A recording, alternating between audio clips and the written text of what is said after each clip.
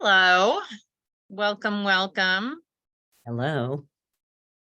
Nice to see everybody. Thanks for coming on.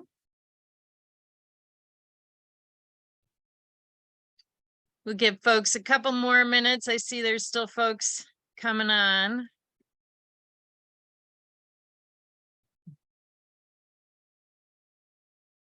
Yay, thank you all for coming. As of yesterday, there were only, I think, 3 people signed up for this. So, so it's nice to see all your faces.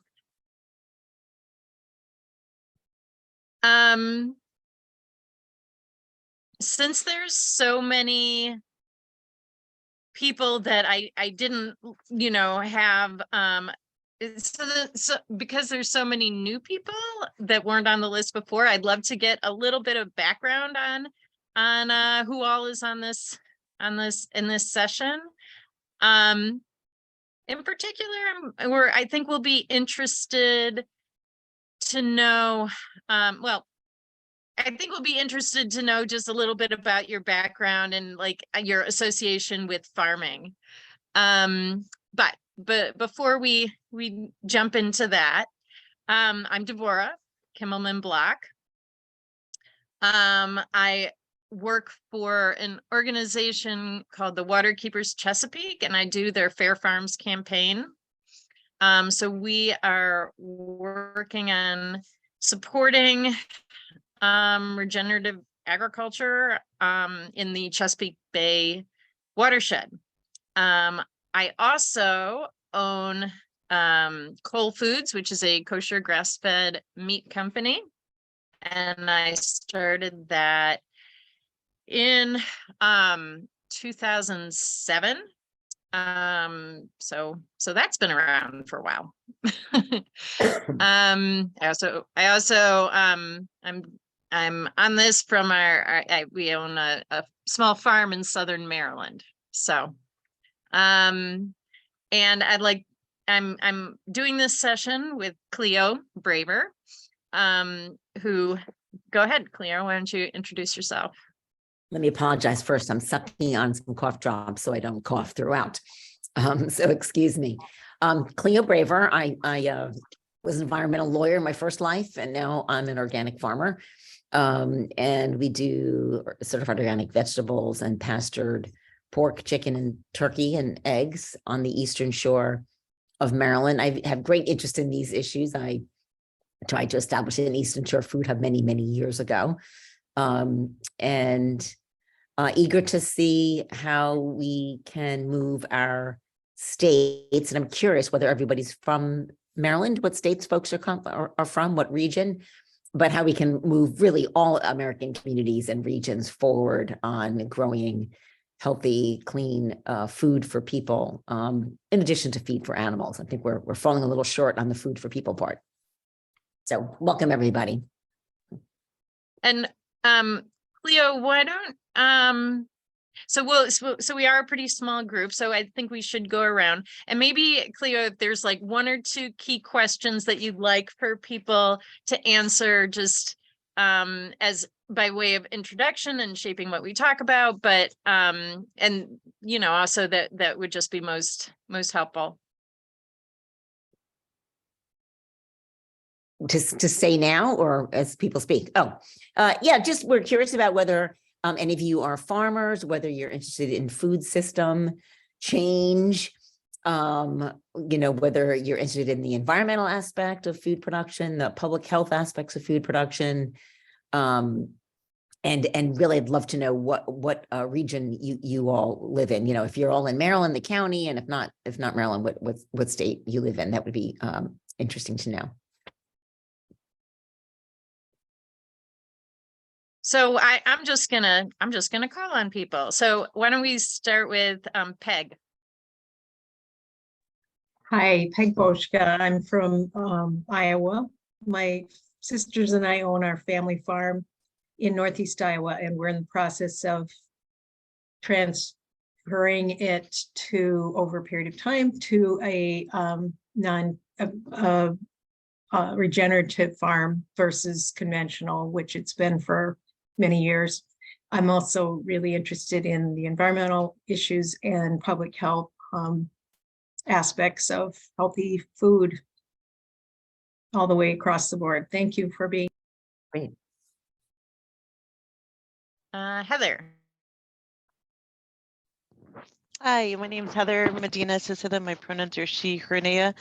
I work for the Natural Resources Conservation Service in Oregon. I cover Southwestern Oregon. So I worked for NRCS for about 22 years. I'm originally from Michigan, where I started working with NRCS.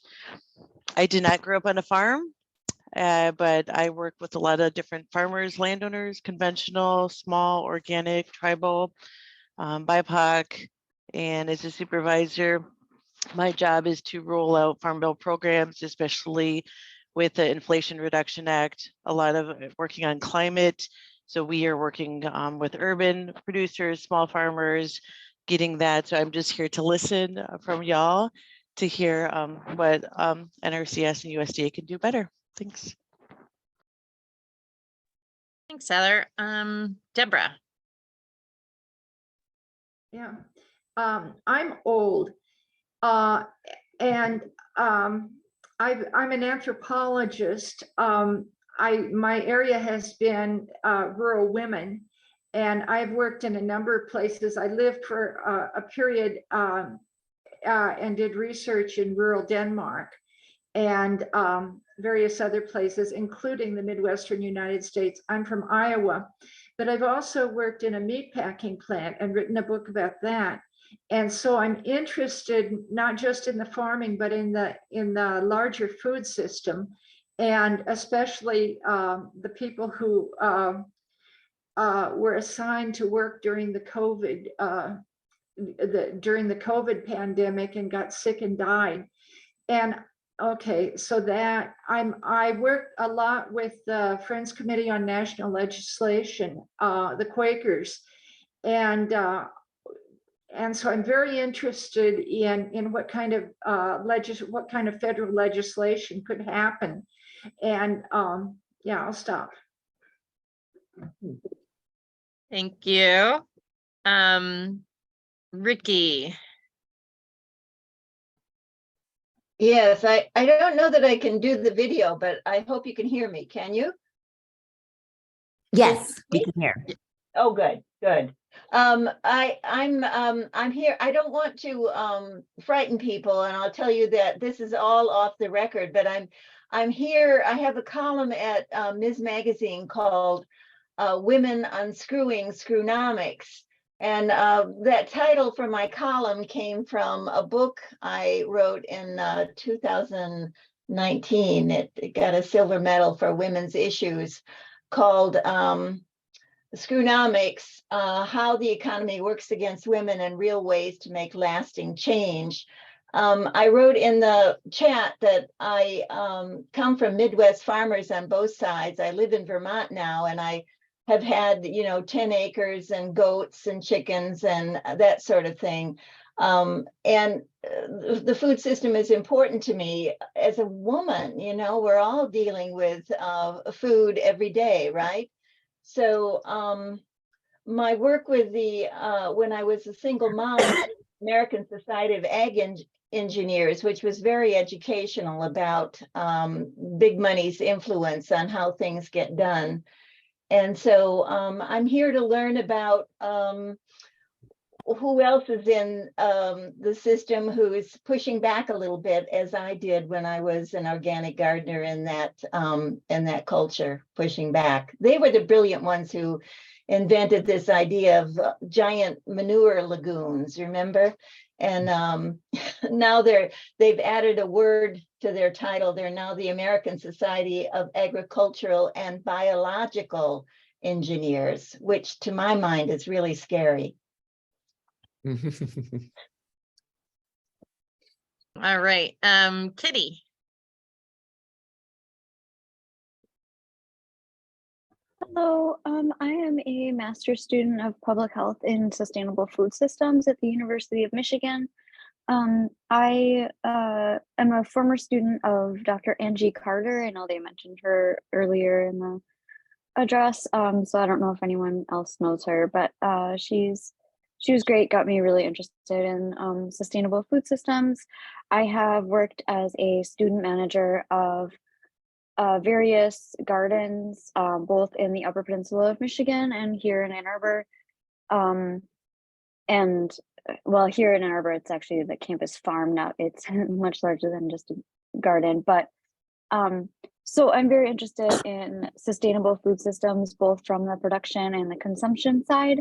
I'm hoping to pursue a PhD in the future, looking at resilient farming systems, especially as it pertains in Indigenous and immigrant populations, and how we can create resilient systems that are using traditional ecological knowledge as well as being culturally appropriate for the food that they produce.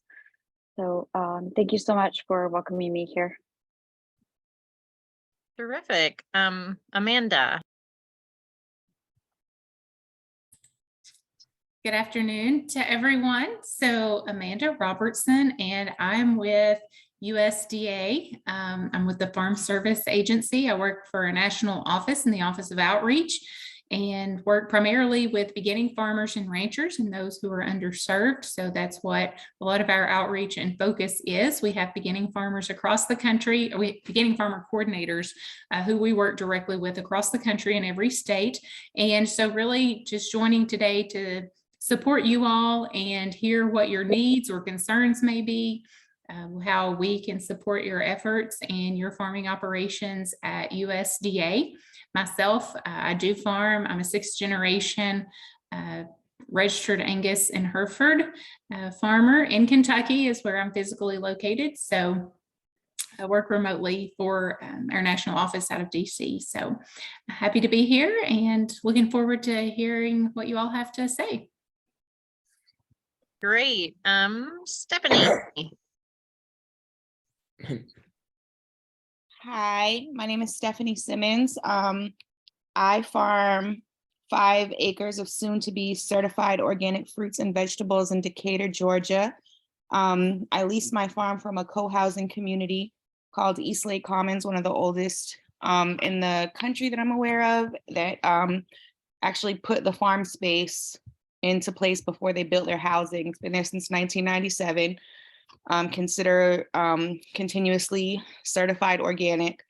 I have quite a few practices from EQIP and RCS practices that have been implemented, including high tunnels and irrigation, retention pond on the farm that have been put in place by previous farmers. I've benefited from that. I also manage a beginning farmer rancher development program for a BIPOC-centered organization here in Atlanta called Habesha Inc. That work is funded through NIFA, National Institute for Food and Agriculture primarily, also some from Southern SARE.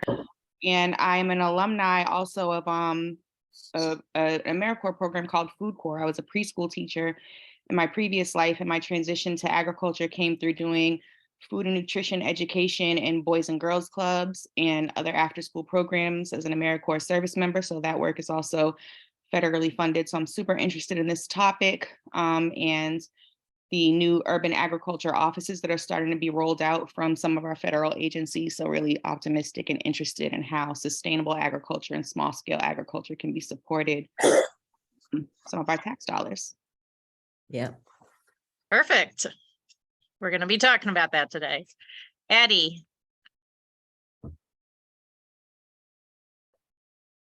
Hi, I'm Addie. So I am completely coincidentally in the Maryland area. I got my PhD at UMD in entomology a year ago, looking at pesticide seed treatment impacts in Maryland grain. And I just got really interested in, broadly in sustainable food systems and agriculture. And I'm currently working part-time at the Hughes Center in Queenstown, but I'm looking to pursue a full-time career in maybe sustainable ag nonprofit or maybe government. I just applied for citizenship. So government might be on the horizon soon. And yeah, I just want to learn more about what's going on and what's important in the field. Terrific. Welcome. Brianna. Oh, sorry. Hello.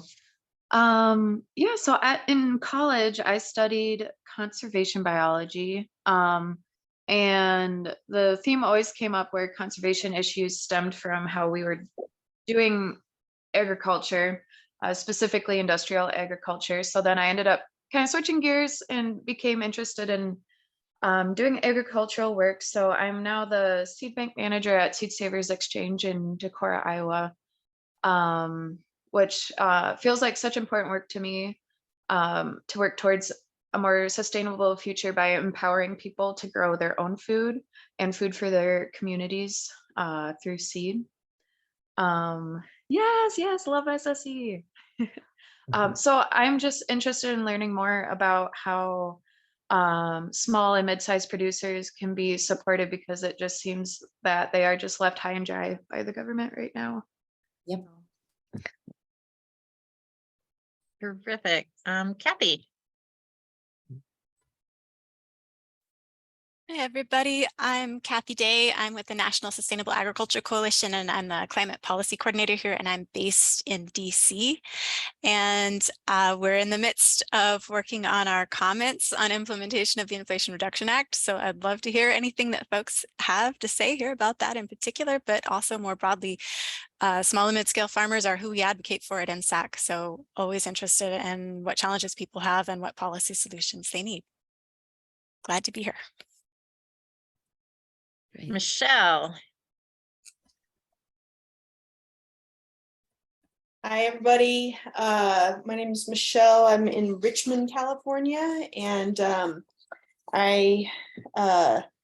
I'm from Dallas, Texas originally. I'm a city girl. I've always been that, lived in big cities and stuff. And then during the pandemic, my partner got hired to go back home to Ohio, where he's from, to work on a documentary, and we lived on a 200-year-old farm for a year, and it really changed my life and made me realize how much I want to slow down and be more connected with the earth. And I'd already been doing gardening and had gotten a permaculture design certificate, and just have like a crew of 3 older women who are master gardeners that we work in each other's gardens and stuff. And so I've started doing some volunteering on urban farms here, and I just have like a scary, wild passion to become a farmer and move out to the country. So thank you. Terrific. Jessica. Hi, my name is Jessica. I grew up on a small grass-fed beef farm in southeastern Wisconsin, and recently finished my undergraduate at the University of Minnesota Twin Cities, and I'm now working for the Minnesota Ag Water Quality Certification Program, which is through the Minnesota Department of Agriculture.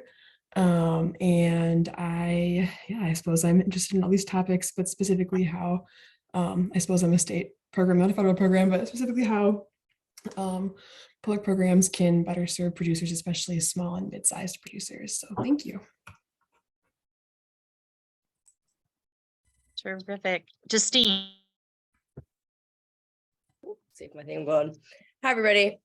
I'm Justine. I'm from New Jersey.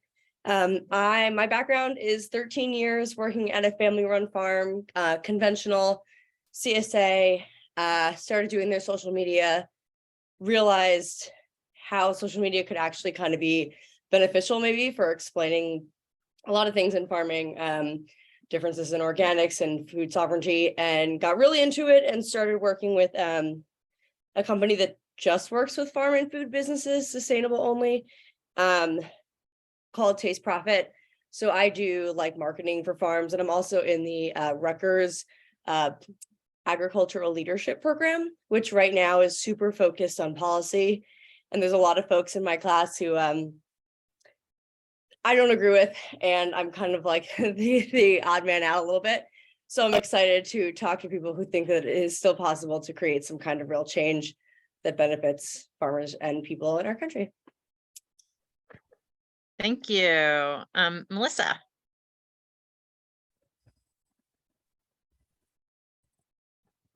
All right.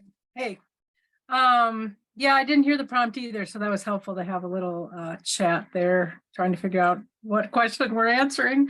I'm Melissa Driscoll. I farm in southern Minnesota, a small certified organic vegetable farm. I sell mostly wholesale, but I also have a degree, a master's degree in conservation biology, a minor in sustainable agriculture systems, and now I have a farm business management degree too. So plenty degreed, but that's all because I'm really interested in the place between ecology and agriculture. That's my true passion.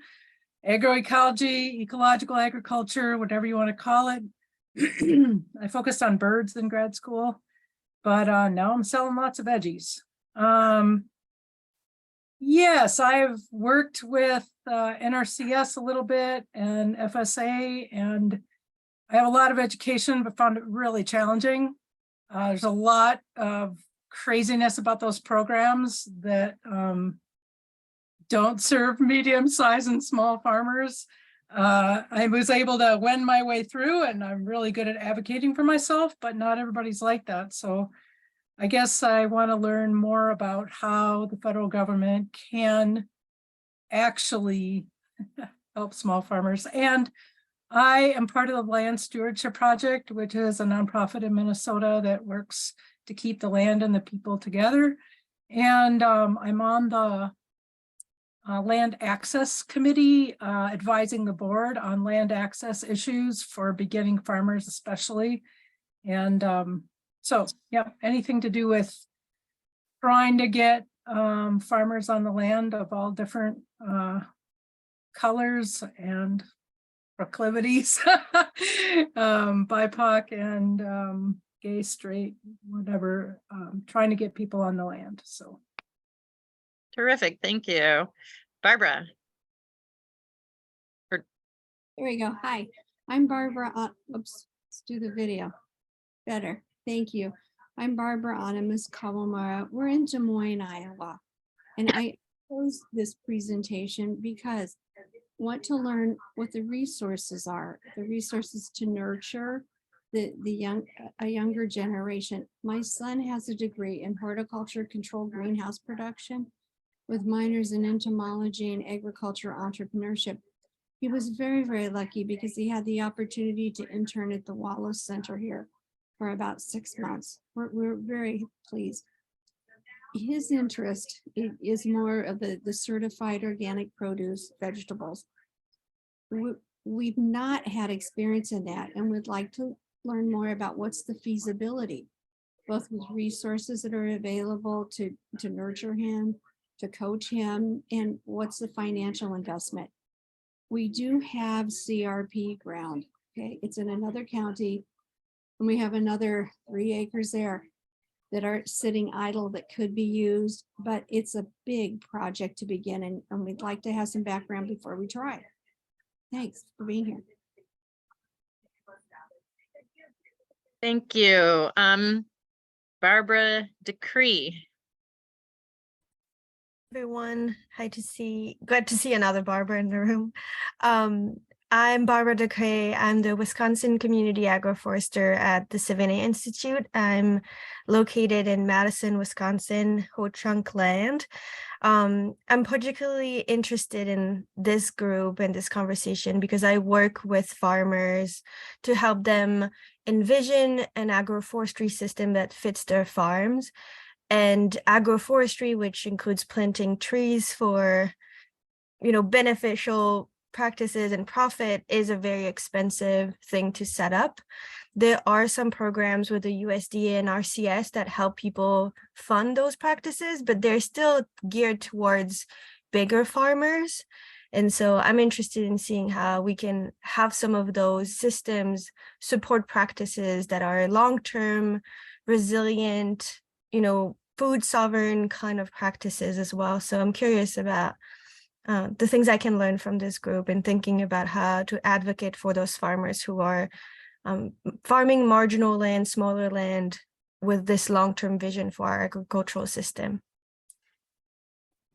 Terrific, thanks so much. And Stephanie Enloe.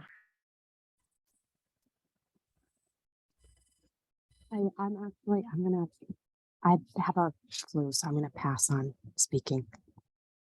Okay. So welcome everybody.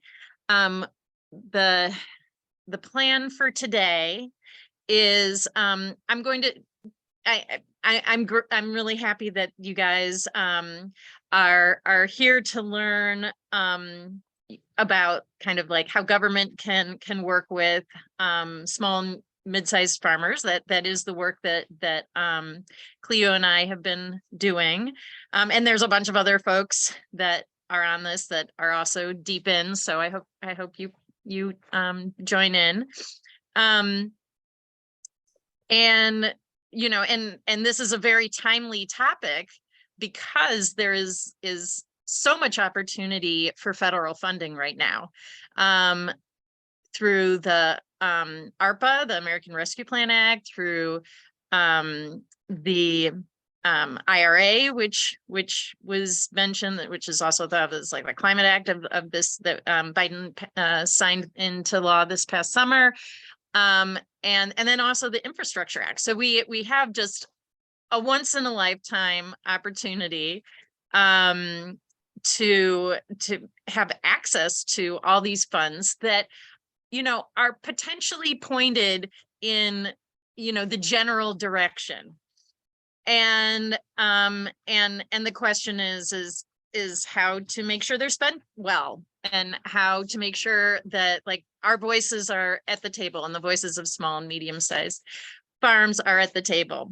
So I'm going to start out with sort of like a brief introduction. I didn't know how much folks already knew about kind of government funds and the, you know, so anyway, and regenerative agriculture in general. So I'm sort of starting from a 101,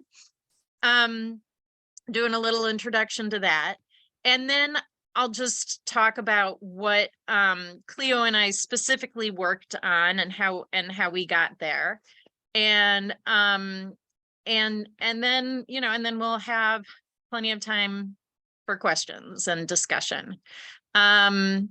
So Cleo, who is the other speaker, she has a bit of a cold, so I'll be doing, I guess, the bulk of talking, but she has some good examples, and you know, and she'll chime in where she can. Is that about right, Cleo?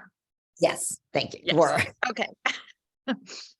So just to start, so on March 11th, 2021, Biden signed the American Rescue Plan Act into law. And then since then, we also have, like I mentioned, the Infrastructure Act and the IRA. Our interest is our sort of overarching interest, my overarching interest, is in alleviating barriers to the adoption of regenerative agriculture.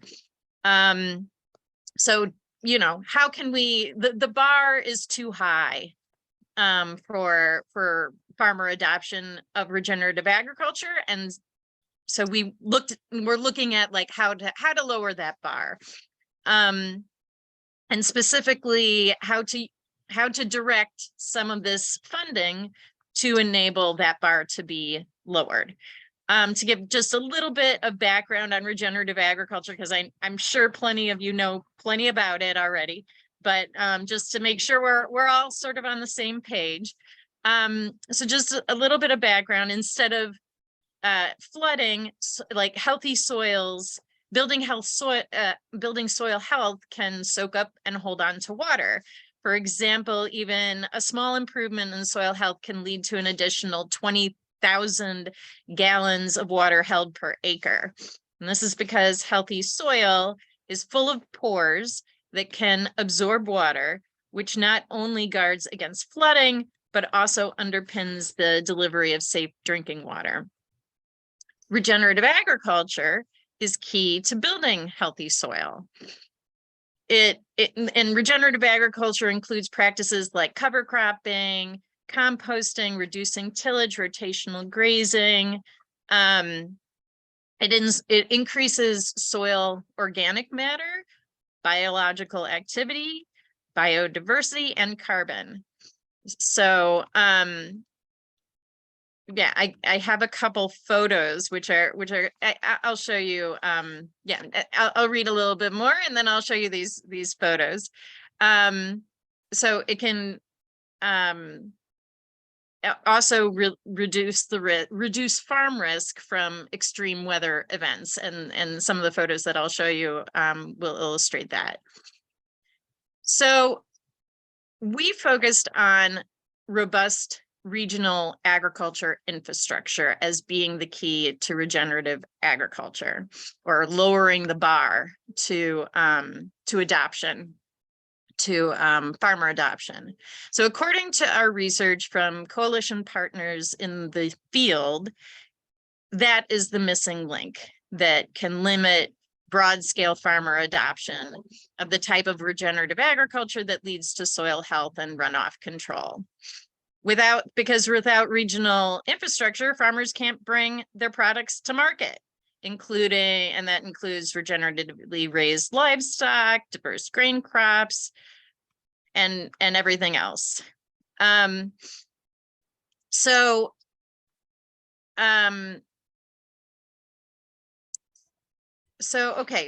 what let me just show you a couple of, I'm going to share my screen. Hang on a minute. Okay. Oh, here it is. Okay. Okay, can you see my screen? I'm assuming that's a yes. Okay. Yes. So, okay. So, so just to give an example, soil on the left is conventional agriculture. And the important part that I wanted everybody to see is just the amount of water that the soil on the right, which is regenerative agriculture, can contain. So it's twice as much water on the right as it is on the left. And as we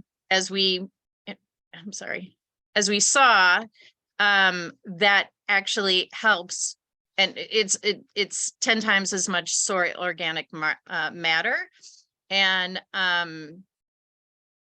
right, so regenerative agriculture is about 10% soil organic matter, and that's what helps sequester, that is like sequestering carbon from the atmosphere. So here is just an example of like regenerative on the left, conventional on the right. And this is from 2019. All the folks on the call from Iowa, I'm sure you remember the crazy 2019 spring floods that left millions of acres under water. And this is where you go if you're raising things regeneratively, then you have a lot more absorption of that water, and it doesn't just stay on the surface like on the left, and then get washed into the waterways. So regenerative agriculture helps a lot in, for example, this flood situation. Of course, on the right, if you have all sorts of pesticides and chemicals on your fields, those are also going to wash in and erode into the waterways. So so on the regenerative ag side, it's the land is able to hold on to that water, and then if there's a dry period, then it can release it. So it's building a liquid aquifer, which and this is how it works in a wet situation. In a dry situation, it looks like this. So the regenerative grazing on the right is able to use all the water that falls onto it as an aquifer to maintain growing during a drought season. one of the ways it's able to do this, and the way pasture is able to do this, is because it has these crazy, long root structures.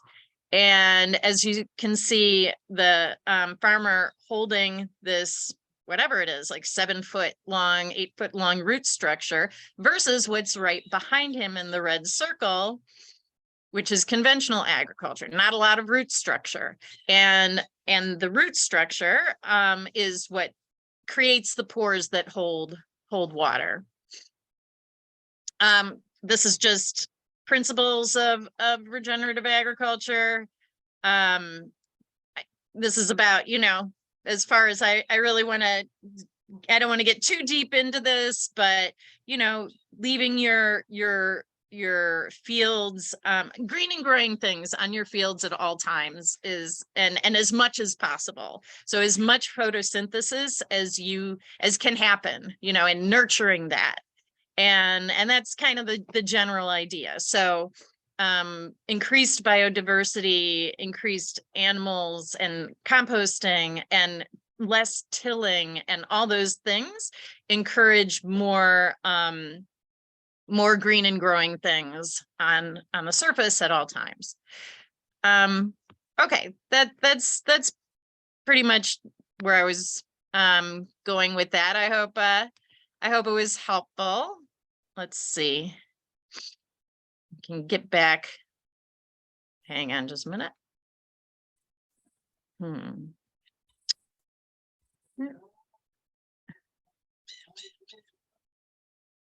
Oh, I see. Okay. Sorry.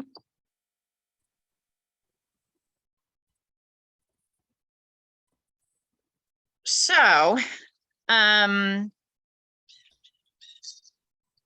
okay, so what Cleo and I figured out from talking to many doing a lot of research with all sorts of kind of farmers and farmer related folks, is that what we need to do to alleviate barriers to the adoption of regenerative agriculture is to build these regional agriculture centers. So we're looking at infrastructure for small and medium-sized ag.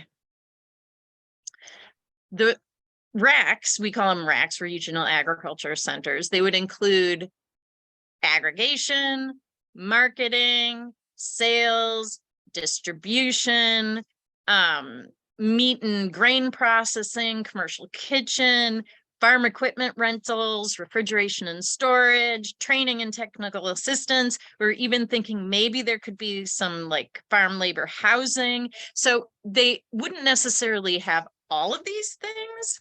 They would be, basically governed by the region, the community, which would say, okay, yes, we do need grain processing, or no, we don't need grain processing at our particular location.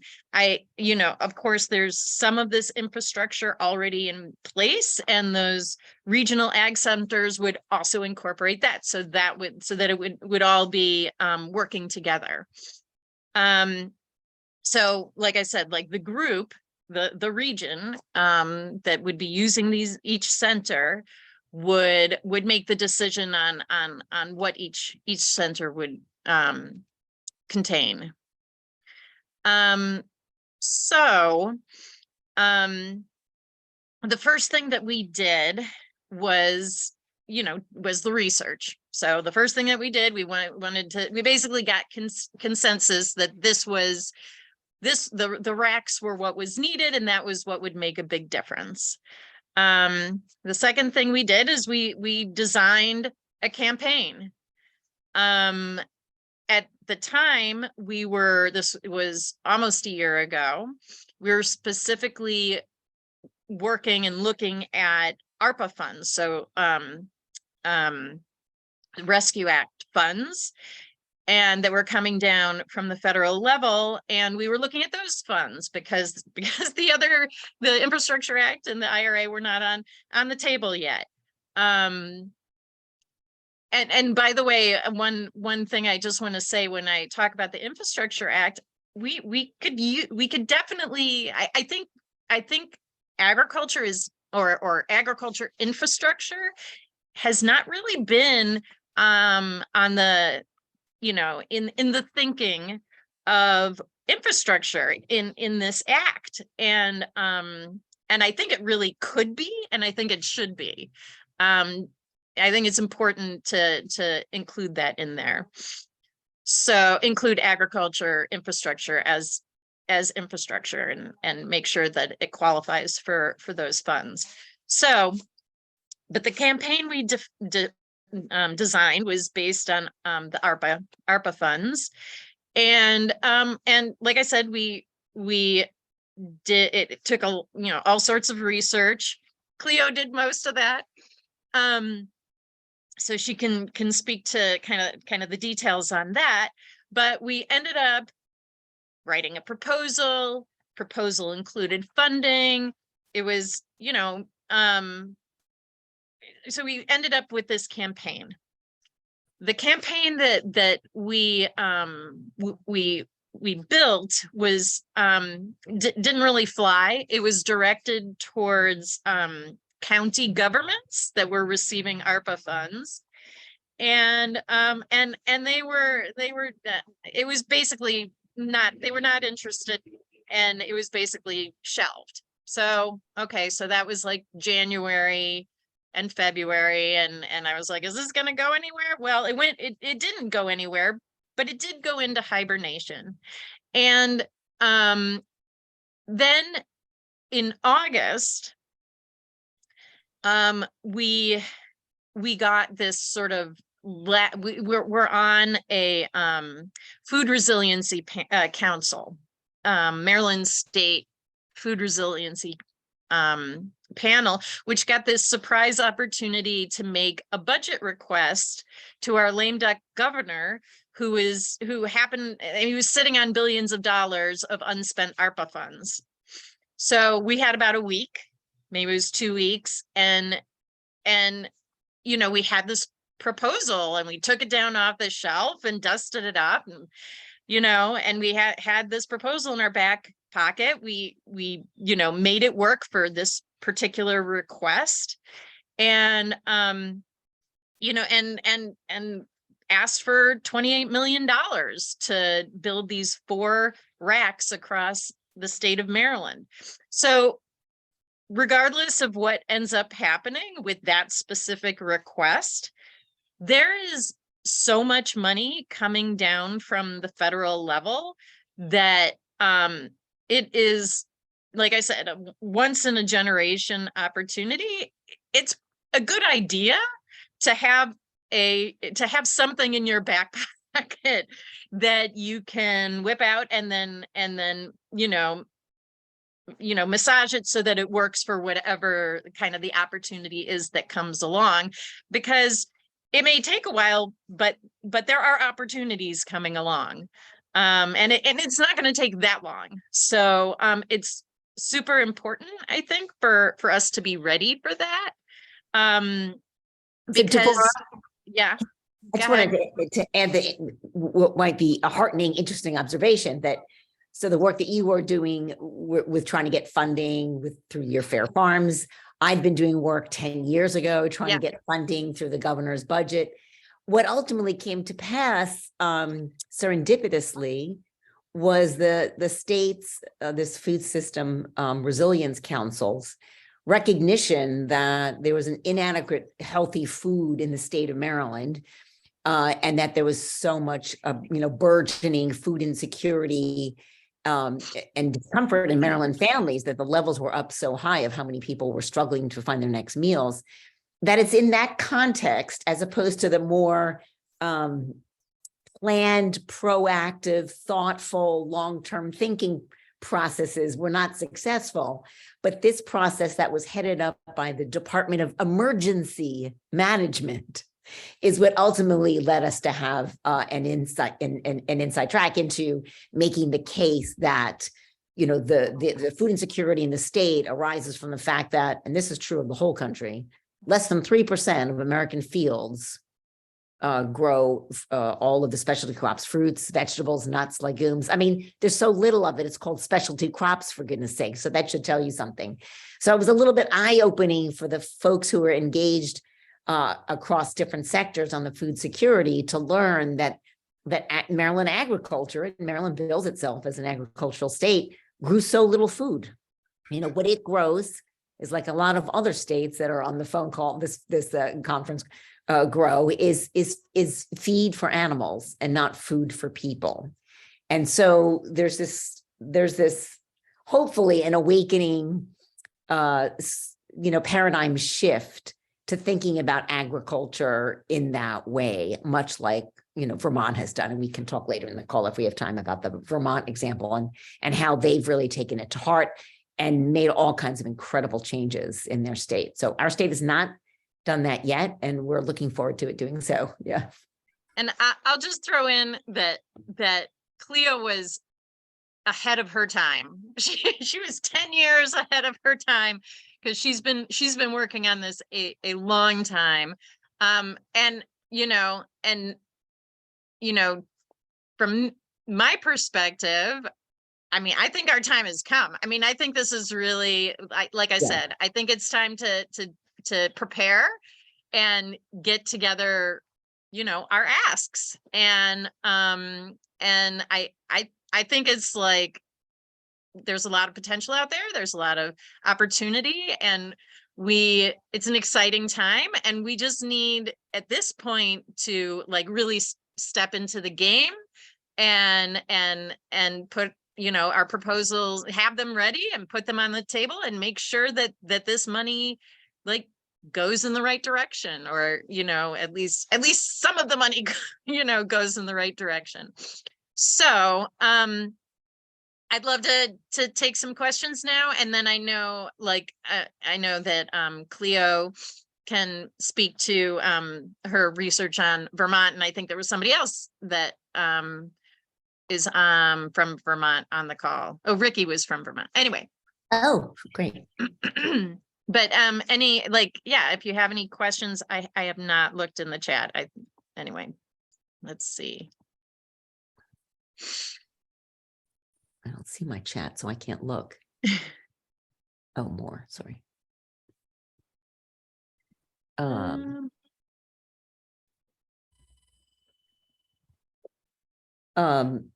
I think one of the interesting things that folks who band together in their various states to try to make these kinds of things happen, the only thing that you can really point to is why it makes sense economically. It's not that we're asking for I mean, this ask was a big one, $6 million to each of 4, food hubs in the state. And the producers could be polled there within each of those 4 regions to see what suits them best. There's a poll that's attached in here at some point during the call or after, if you all could look at that. But those are the kinds of things that we should be asking our folks to build to support small and medium scale farms. And the reason is not because we just want you to spend $27 million. It's because it's going to return hundreds of millions of dollars, if not billions of dollars, in exchange for having done these things. I know Vermont, which I encourage everybody to look at the Farm to Plate program in Vermont, their Farm to Plate network. They've set up a separate agency of agriculture, food, and markets with 130 something employees. And they are basically working to see, how they can, in each of, I think it's like 35 different food categories, move their state to producing their own in-house. And so they have, in just their first 10 years, they've had 2 10-year programs, 2010 to 20 and 2021 to 2030. They have increased their food system economic output 48%, from $7.5 billion to $11.3 billion in just 10 years. That's Vermont. I would wager that most of the states on the call are a little bit larger than Vermont, including Maryland. So their local food purchases went from 114 million to 310 million, but that's of 2.2 billion that are spent annually by Vermonters. So as you can see, there's room for a lot more capture of food dollars. This can be the backbone really of any state's economy, is their food production economy. And of course, we all know the closer it is to home, the less food miles there are traveled, hopefully the fresher it's going to be. So we should all familiarize yourself with the Vermont model, with the 38 food cases that are in there. I think someone spoke about was it grain that somebody was specifically interested in? So just as an example, they've got all these different cases of each of these different substantive food areas, and they bring in all the stakeholders, they bring in all the restaurants, they bring in all the farming groups, the other food production parts of the economy, nonprofits, funders, and they try to get everybody on the same page, looking at how they can do three different things: increase sustainable economic development in the state, increase their access to healthy foods in the state, and then they also have an environmental component, which is improving their soils and their waterways to improve quality of life for Vermonters.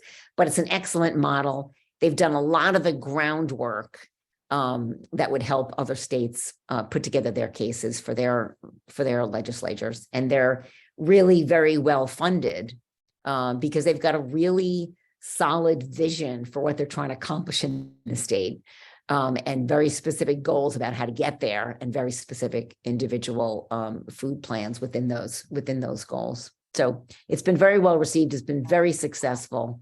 I haven't revisited it in the last year to see how the beginning of the next 10 years is going, but they're also, I think, the only state in the country that has a food hub school. Vermont is way ahead of us. So I have some questions from the chat, and I have one that I think Kathy Day would be good to answer, if you're okay with that, Kathy. This is from Barbara. On a state, federal, and local level. Oh, wait a minute. She's looking at, let's see, she's looking to watch for funding that, oh wait, was this one? Looking, maybe I'm getting confused. But anyway, where can people find information on things to apply for? Like grants to apply for, yeah. Where can we learn more about grants to apply for funding? Sure, I can speak to the federal level at least. That's where all my work focuses. But biggest recommendation as far as the federal funding is concerned is to go talk to your folks at your NRCS or your FSA office. And that's some of the people that are here, I know, and to find out what the deadlines are and when they're coming up. I would also add that there are generally deadlines now published on the website that you can find for your state specific location that will let you know what's coming up when you need to apply in order to be considered for EQIP, to be considered for CSP, etc. And that if you have questions, if you can't find that information, folks at the office should be able to tell you as well.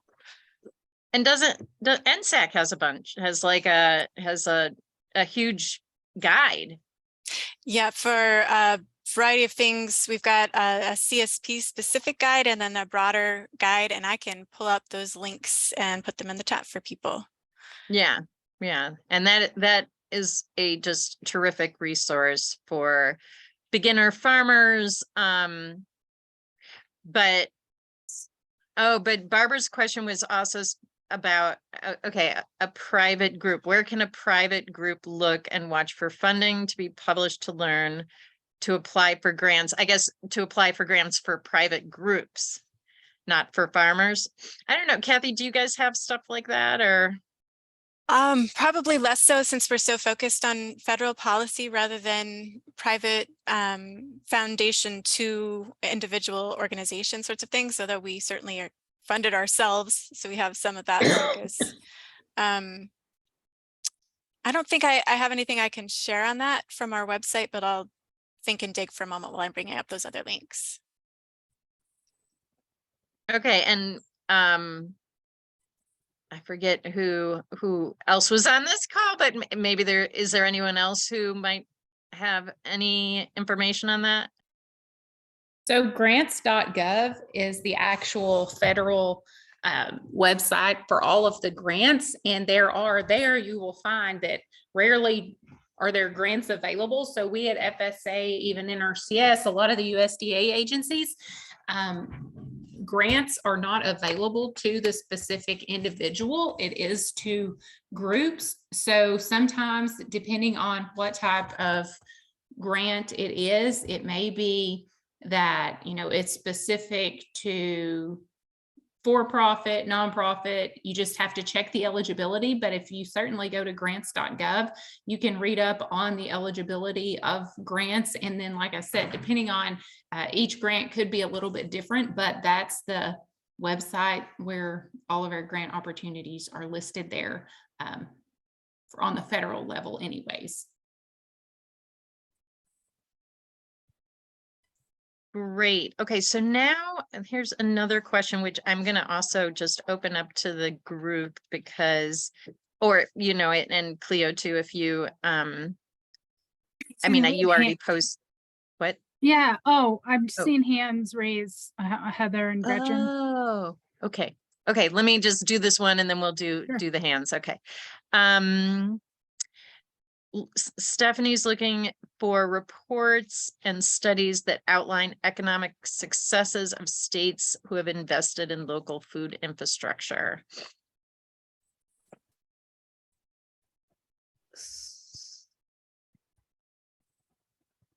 So Ricky posted the link to Vermont's program. It's a gold mine. You should go in there and look. And of course, obviously the Wallace Center's website, which has long existed, that goes through, you know, is the central, you know, warehouse for all things food hubs, and actually does an biannual benchmark report on all the food hubs in the country. So that's a great place to go for information as well. So these other grants, the NRCS, the USDA, I mean, those are grants, you know, for groups, yes, for doing some things collaboratively, but significantly for on-farm grants. And, you know, Vermont's reached the conclusion that, you know, you can have all kinds of great things happen on individual farms, but you can never get that money to all farmers. And it's not going to happen without the supporting infrastructure that's there to support the whole community of farmers, whether it's a food, you know, produce aggregation, washing, packing, repacking, labeling, marketing, sales, and distributing, and like driving it to the consumer's door. You know, for vegetables, or the same thing with meats, or USDA animal processing, whether it's, you know, fixed USDA processing plant that can accommodate organic in the morning and conventional in the afternoon, or whether it's mobile processing units at small or large animal that go to farms or are tethered somewhere, that, you know, that we need those community shared resources. There's no amount of funding for individual on-farm, you know, buildings and structures and equipment and technical assistance and installations that's going to get us where we need to go. We need to have this community infrastructure. It largely existed, you know, 60, 70, 80, whatever years ago. I mean, Maryland was the center, had the biggest, you know, vegetable processing plants in the world, I think. And it's just all been dismantled and it's all gone. And, you know, unfortunately, we've gotten to the point where folks think of infrastructure as just being, you know, transportation and shipping, and this is as critical and as fundamental as infrastructure gets. You know, we have a fancy private airport in my town that, you know, has nice long runways so people can fly to Europe without stopping to refuel, but we don't have any food infrastructure where our communities, you know, that can support small and medium scale farmers and be a place where families can come together around food, whether it's to, buy food or belong to a CSA or learn how to cook or learn about nutrition or, have a job working in a greenhouse. I mean, we're really lacking the most, in my view, is the most fundamental human infrastructure of all.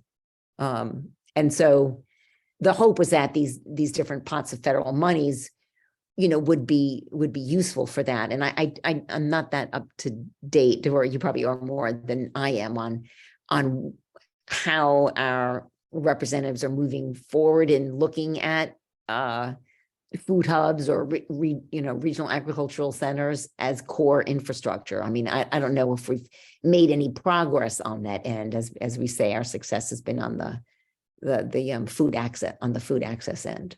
So play that card, But do you have any update on that? On where? I don't. Anybody else? I don't know.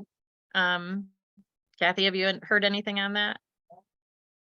It's a little bit outside of my wheelhouse, but the regional food business centers are getting ready to go into place. It looks like the deadline to apply to participate is December 15th right now. So I can post that link as well from the USDA website. But I'm not sure exactly where that stands. Yeah. Isn't that a little different though? I think that isn't that more like training and technical assistance, not much on like actual like physical infrastructure. I mean, we are a part of a grant that is applying for that in Maryland. But yeah, that's my understanding of it. It's that's a biggie. I think if people haven't already started working on it, it's probably, probably unlikely because that's a very big grant. But okay, so we have two hands. Gretchen. Sorry about that. I didn't see you guys. Okay. The first thing I want to say is extension. Completely, that absolutely should be involved. Couple of challenges. I have an extension an appointment myself, part of my time. The challenge is I work on large row crop production systems. It's difficult for me to work on small, but extension has all the things that you were just talking about. SNAP-Ed deals with the food nutrition program, the FACTS agents or food and systems. Any of those folks can also, putting in these grant proposals, I think it's a great way to do it, to try and get funding to support. The other big thing that needs to happen though too is the extension needs to hear, and the guys up the stream of extension, the deans and all those folks need to hear that this work needs to be done, that there's interest in doing it, and there's a grassroots need to get this done. Either work through the farmers markets or the FACTS agents or the extension agents in your county. Every county has extension in it. And so work through those guys and go up the pipeline and let it be known that this is needed, because then they can put pressure and reorganize what the money is being put on. A lot of money goes to 4-H. A lot of money goes to SNAP-Ed and FACTS. It's like, okay, let's get some money to do basic food systems. Well, so there's a little problem, and that is the one, the devil's in the details, right? So the one detail that really stands in the way of many of the grant possibilities being used or even applied for is the land on which to build the stuff of which we speak. The other problem is every single state, our state has 20,000 acres of land that it rents out. Right. Every municipality owns land. It has to come from the highest levels, where folks at the gubernatorial level, at the senator level, at the county council executive or mayor level, where they're saying this land would be a great food hub or rack, center, and we need to start putting something together and applying for grants to build the infrastructure that serves the the agricultural, Right. producers on that land. But that's why a lot of these funding opportunities cannot be taken advantage of. Well, Because the other your the other average thing- person doesn't have a 100-acre parcel of Right. land to give The to a thing community is, program. the extension system does. The other thing too is that these grants, especially once you start getting into $100,000 grant, just the management of the grant becomes onerous. It's really difficult. You've got to do all the reporting. You've got to, cross all the T's and dot all the I's. And the university system has folks that do that.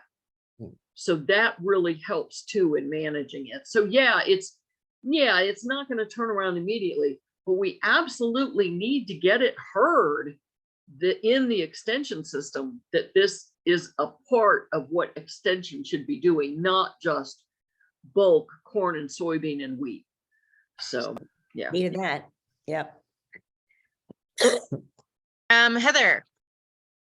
Hey, thank you, Devorah, and thank you, Cleo, for being here and presenting. So just wanted to kind of help answer a few of the questions, I guess, in the chat. There was a question about where do private people apply or private companies. So for some of the NRCS has a regional conservationist partnership program. So that's where a combination of private farmers, other organizations like WFAN or 501c3s, people can apply. And that is where it's a leveraging 50% from their match to it's a one-to-one match with NRCS funds. So that is a type of grant, but it is to get farm bill programs on the ground. The other, as you all stated, Cleo and Devorah, about infrastructure is USDA rural development has quite a bit of opportunities through the Inflation Reduction Act where they are getting funds to actually do infrastructure. So if I put the chat in the link in the chat for some of the opportunities in infrastructure through rural development, you would just go in to find your local or county service center for USDA and go visit their offices there. And I know I just recently found out more things that rural development is doing, especially for energy and efficiencies and solar panels, for example. But I totally agree with you, Cleo, that here in Oregon, what we saw with COVID, and I got many producers, I work with many small producers in my neck of the woods, that having that infrastructure such as mobile slaughter units is really important, and we don't have that. That's been a very big challenge, especially when we were seeing with people to find local foods or food in general. So that I definitely agree. Infrastructure is a piece of that. And we've been working with our general state in Oregon, the Department of Agriculture here. The other thing I think is Melissa had mentioned, CSP is kind of cumbersome. Yes, is a little bit, conservation stewardship program is a little bit cumbersome or challenging, not necessarily a great place for infrastructure. So again, I would go back to rural development for that. But just to plug in, I know NRCS is receiving a tidal wave of funds through the Inflation Reduction Act and looking at climate smart practices and many other practices for beginning farmers, small farmers, veteran farmers, all those type of organic farmers. So many new initiatives. So please, if you have any interest, contact your local NRCS office soon. Because many of those programs have not been rolled out. We don't even know any of the rules yet.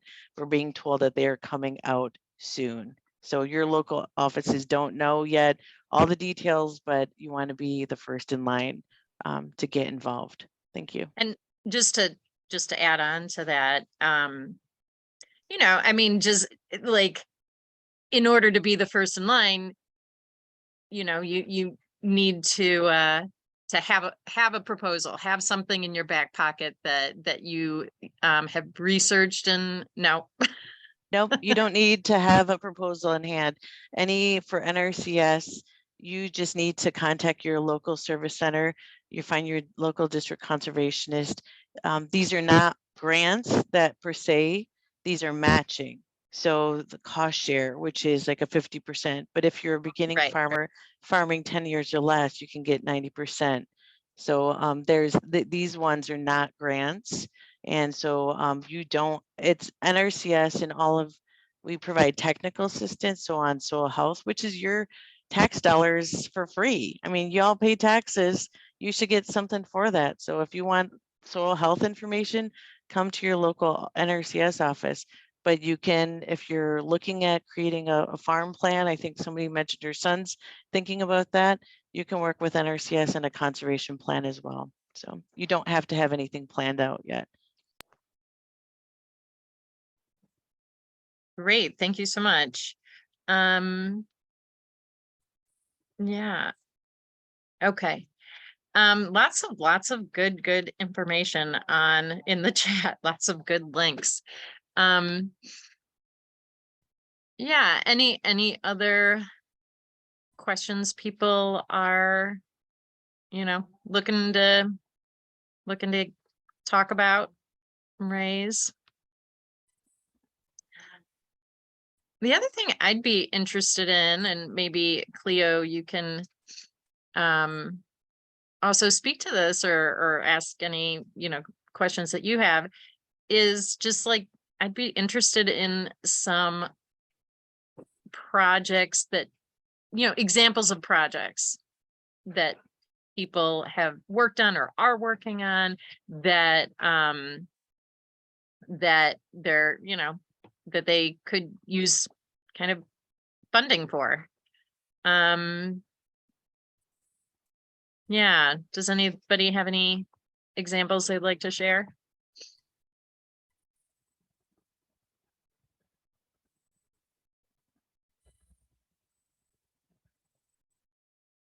All right, Cleo, you're on mute. You're on mute.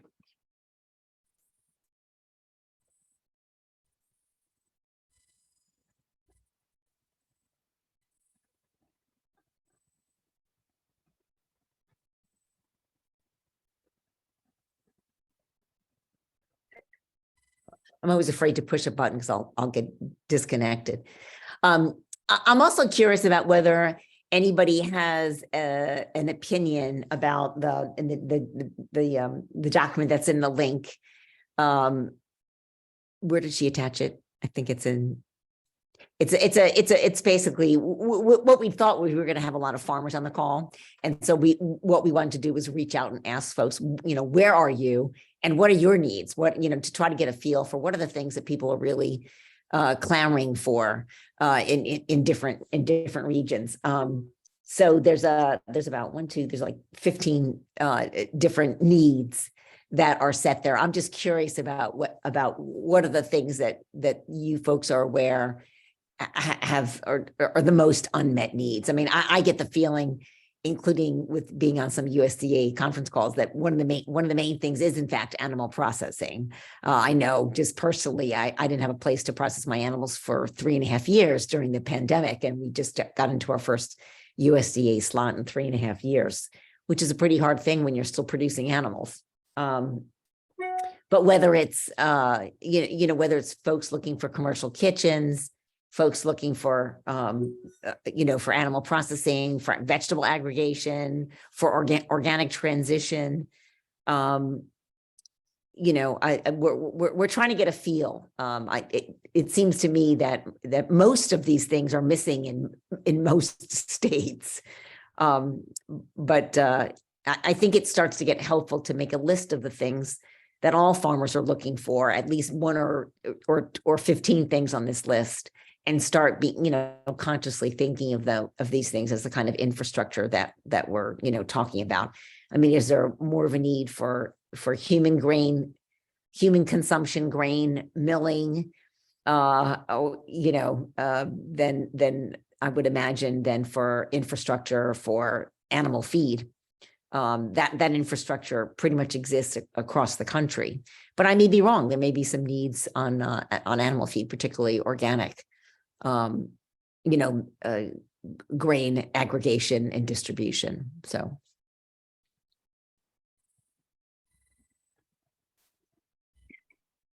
I have an aspiration to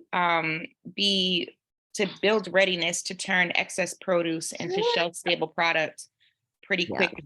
And there's an opportunity because the co-housing community that I lease from has a building called the Common House that has a kitchen that is completely certifiable. It just needs a champion who's willing to administrate that paperwork. It's been certified in the past, but it has, you know, all the right equipment and commercial grade everything.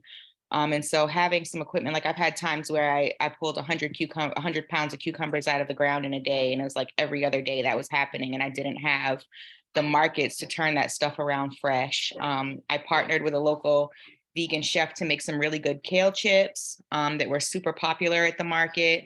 But we were selling them for a pretty high price, 2-ounce bags for $10 each. So if I could scale that to make it more affordable and to have that stock permanent, I just we had an experimental watermelon planting. And I have all these right now. I've got a bunch of watermelons in my cooler that they're yellow meat. They're not super sweet, but if I could turn them into a juice or something like that, just really hate to see food waste and to find myself scrambling around trying to find donation channels and things for food that could be turned into profit for my farm if I was ready for that. Well, let me tell you, keep scrambling, because it only takes one amazing person to turn things around in a community. We have one such person who was working in one of our rural, you know, that she was the head of the nutrition, the school foods in the county school system. And she lobbied for and got and raised funds for 10 years, building a commercial kitchen that farmers could go to, a commercial kitchen that community members could go to. A floor of the building was devoted to a bartending school. It's created this hub of activity in a very small town that didn't have a whole lot of activity. Then she went on to serve with us on the Food System Resilience Council and put together a package asking for, and that request has gone out for $6 million in cold storage. And she did a cold storage grant for her own facility, and then asked for a $6 million cold storage facility to get put out into the community on very local levels, churches, community centers, that sort of thing, so that people had the ability to refrigerate and freeze, fresh produce. So one person can make a huge difference in the community. Could be you. That's awesome. Yeah. Right. So her request was for cold storage for basically food banks, like churches and community centers and all these folks that were distributing food and produce during the pandemic, and things were just rotting. And so yes, so that was her request for refrigeration for all these food pantries. And it started with a small commercial kitchen in Caroline County. And do y'all have any barriers to multiple operations sharing a space? I think we had kind of an issue here in Atlanta where the way our regulations work, multiple different entities can't really operate under a shared space. I think there might be a loophole where if we create one unified label that everyone is producing under, we might be able to do it, but that's been one difficulty. It's like they kind of want everyone to have their own kitchen, which is kind of silly. That's crazy. I mean, yeah, that's not the way it usually works. So you're saying like that you can't have like a kitchen incubator kind of thing?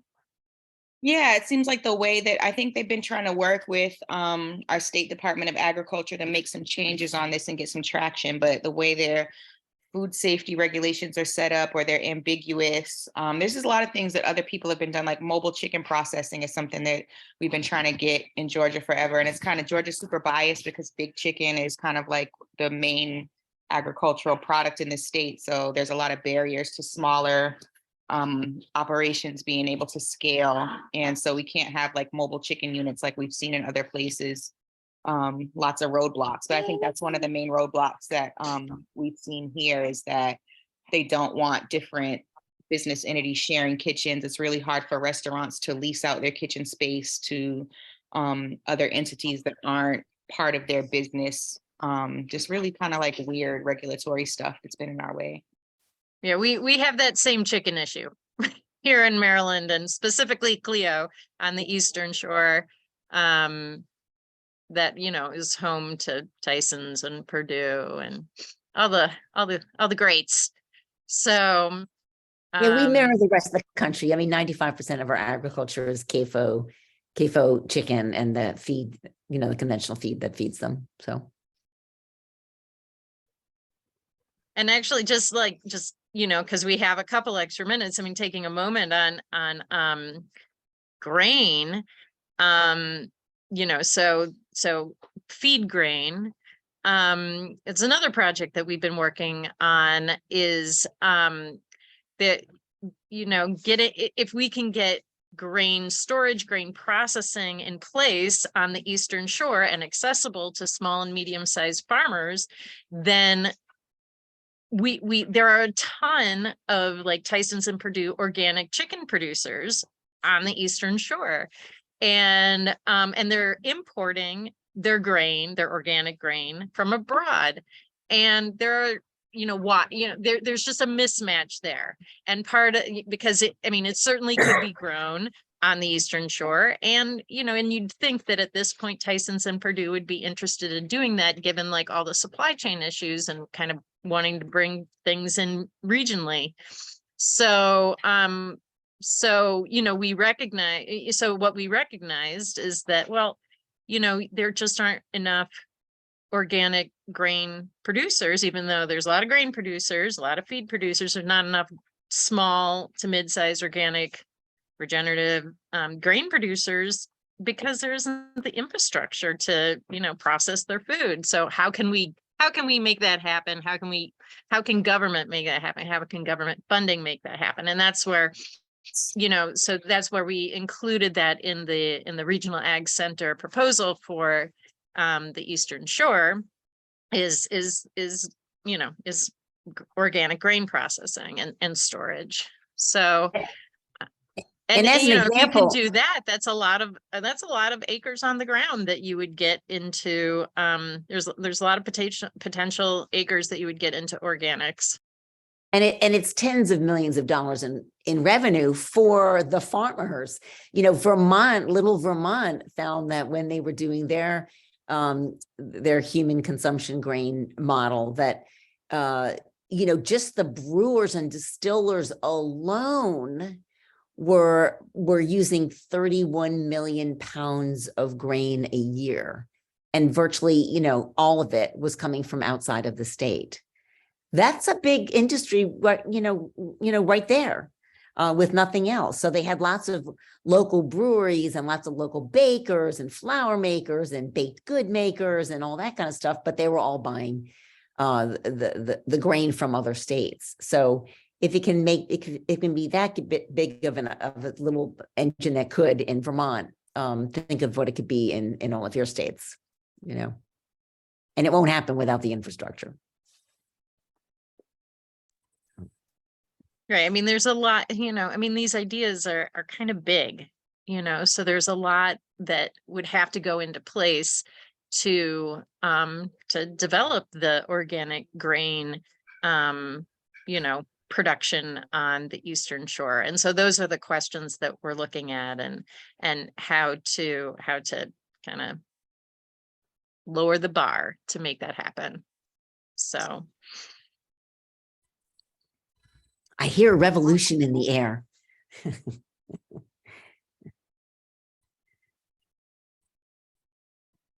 Are there any other questions? Anything else anybody wants to? Oh, Deborah. Yeah. Okay. Is anybody looking at those big questions of what it would take to have a system that would really work for organic? I mean, you're kind of stymied at the state level, but is there any big thinking on what it would take and what a healthy food system would look like? I think a good example of folks who have successfully looked at it is in Vermont. I mean, they've got a new agency of agriculture, food and markets, which is 138 employees who look at precisely all of these things. Did I just disconnect myself? I did. I can still hear you. Oh, yeah, I'm you're back. not disconnected. Yeah. So everything's disappeared on my screen. So what it takes is a concerted effort it takes a state to recognize that the economic reason is there. I mean, the average farmer in Maryland makes $20,000. I mean, that's not a living. And so our farmers, our small scale farmers need support. We're out there. I've been on a personal level, I've been fairly lucky. My first customer was Whole Foods, but that's not, an average success, I don't think. And I certainly didn't retain it over the years. I got into a fight with them, but the average small farm is struggling alone out there. And I think it just takes convincing folks at the highest levels in our states, because that is what it's going to take, that there is an amazing multi-billion-dollar industry that's kind of waiting to emerge. And it can be a very clean, healthy, natural resource-based economy. It can be an economy that provides healthy food for our citizens. It can be an economy that is protecting, if not, renovating the Gulf of Mexico or the Chesapeake Bay or whatever waterway a state would have. So it's protective of the economy. It creates amazing jobs for people, not just jobs, but careers in a number of fascinating careers, from, nutrition and wellness and cooking to greenhouse construction to variety selection to, animal husbandry. I mean, it's what I think our communities need. And we would just be taking the economy back from other countries, because the majority of our food is not grown in the United States anymore. So Heather, I'd love to hear what your. Thank you. Just not a question, but more of a comment, since Cleo is asking what's the unmet need. And I guess just my experience so far in 12 years here in Oregon in some of our small farms conferences with some of our producers is in some of the Black, Indigenous, people of color sections that we have is land access. And so because of disproportionate laws, segregation, many of the BIPOC people don't have access or want to be a farmer or do farming, but traditional, just saying economically, that has been in a generational wealth for others have had an advantage where BIPOC farmers have not had that advantage. So land access is what I hear from my small farmers is a huge challenge. I'm not exactly sure what Maryland per se the issues are, but some of the other issues I hear daily from my producers that I work with, and I cover Southwestern Oregon, is also access to workers. They struggle to get workers also in with their small farms, paying people to actually help them get the work done as well. That has been a challenge. And the session this morning at 7 o'clock for me, Pacific time, for farm workers, how do we provide sustainable living wages for farm workers of all backgrounds, also is a issue, a challenge. How can we provide them healthy living systems? And then also we've had a lot of challenges with climate, talking about climate change, but also the impact of climate change on all farmers, mental health, and the amount of debt that farmers are carrying. So mental health has been a huge, I've seen that on the faces of my farmers that I work with, that people don't want to pay the real cost of food. People Correct. at farmers markets don't understand how much real food costs, and the cost of water, lack of water, the increased in putting in a high tunnel or gas or fuel or metal or fencing, all of those costs have gone up lately and for over time. So sorry, I could go on and on from hearing from my farmers, but those are a few of the things. Thanks. Well, even the issues that you've just raised are they're both from the point of view of living wages and good, living conditions and living wage, from the point of view of the employee, and from the point of view of the employer, having a, knowledgeable workforce base that's excited about their career opportunities. Those are a couple of the priority strategies. There's like 33 priority strategies that Vermont lays out, and that is one of them. So you may be able to find some interesting work there that's being done in Vermont to improve those two issues. So. Well, thank you everybody so much for participating in this. I know that we're a little over time, and we have a hard stop, so I know we have to get going, but thank you everybody. And I look forward to seeing you on more conference Zooms. And hearing what's good and happening in your state. Thank you all. Thanks, everybody. That Vermont project, can we Oh. Google see that somewhere?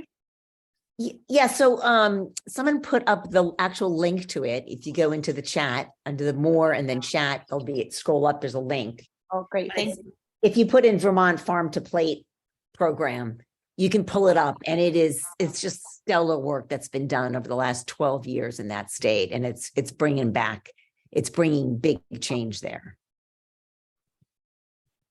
Thanks so much.